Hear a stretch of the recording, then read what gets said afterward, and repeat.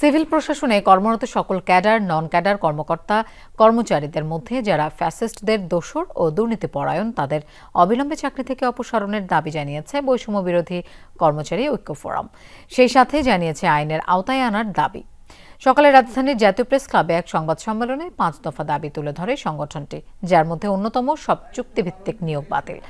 এর পাশাপাশি ফ্যাসিস্ট আমলে বৈষম্যের শিকার সকল ক্যাডার নন ক্যাডার কর্মকর্তা কর্মচারীদের মন্ত্রণালয়ের সচিব সহ অন্যান্য সংস্থা দফতরের গুরুত্বপূর্ণ পদে পদায়নের দাবি জানানো হয়। তুলে ধরা হয় পদোন্নতি সহ প্রাপ্য সুবিধা প্রদানের দাবি। দাবিগুলো অবিলম্বে পূরণ করা না হলে কঠোর কর্মসূচি পালন এবং বিতর্কিত কর্মকর্তাদের অবাঞ্ছিত ঘোষণার হুঁশিয়ারি দেওয়া হয় সংবাদ সম্মেলনে।